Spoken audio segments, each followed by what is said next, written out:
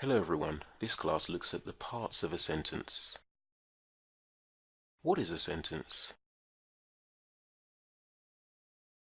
A sentence is a group of words that expresses a complete idea. I feel fantastic. This is an example of a complete idea being expressed in a sentence. These sentences, however, do not express complete ideas.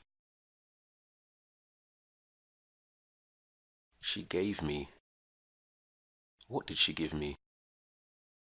We'll build the house. Who will build the house? Nikki watching a movie.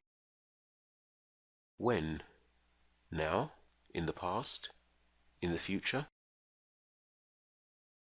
So what are the different parts of a sentence? The main parts of a sentence are the subject, predicate, object, clause, phrase, and modifier. Once you know the parts of a sentence and how to combine them, you can form logical sentences that will be well understood by others. So first, the subject. The subject of a sentence is simply what or whom the sentence is about. Angie walked down the street. Angie is the subject because the sentence is about her. The subject is always a noun or a noun phrase. These are a few different types of subjects. Simple subject. Karen is a thin girl. A full subject. John's poem about his mother made the class cry. A compound subject. Paul and Peter joined the soccer team together.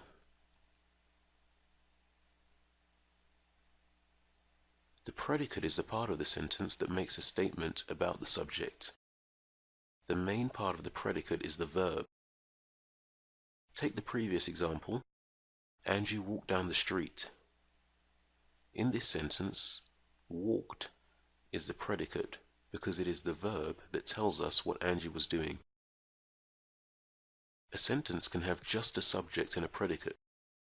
For example, you could just say, Angie walked, and you have a complete sentence.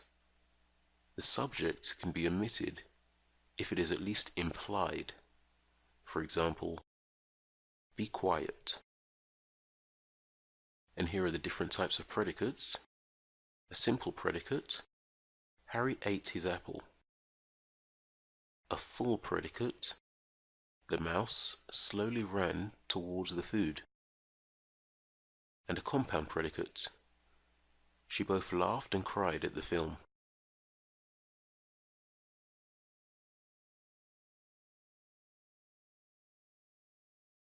Now for the object. A direct object receives the action of the verb. In other words, it is directly affected by it. He broke the window.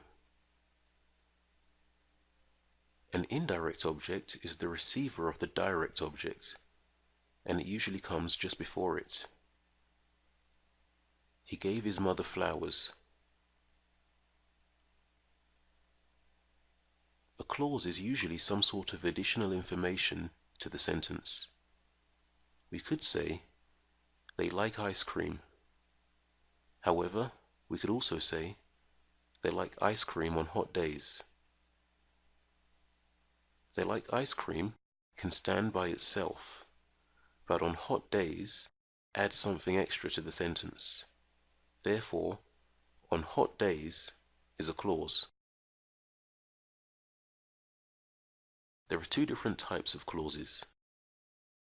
On hot days is an example of a dependent clause because it could not stand by itself as a sentence.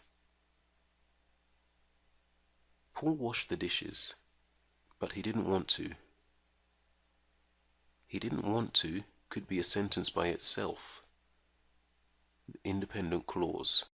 However, here it is connected to the larger sentence. A phrase is sort of like a dependent clause. It is a group of words that cannot stand alone as a sentence, but it can be used to add something to a sentence. There are a few different types of phrases. A noun phrase acts as a noun. The hungry cat is a noun phrase. An adjective phrase modifies a noun. The child playing hopscotch was happy.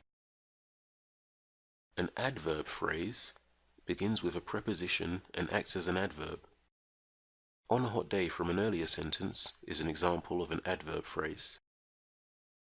A prepositional phrase is made up of a preposition, its objects, and its modifiers. The house on the corner was old. As you've seen so far, there are many different types of ways to add additional information to a sentence. All of these examples are known under the general category of modifiers. An example of a modifier is an adjective or adverb.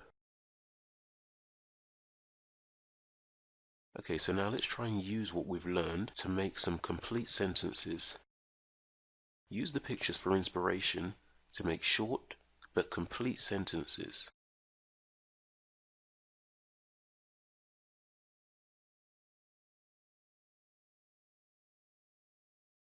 And that brings us to the end of today's class. For more information on our one-to-one classes with a native speaking teacher, visit speakeasy1to1.com. Thanks for watching.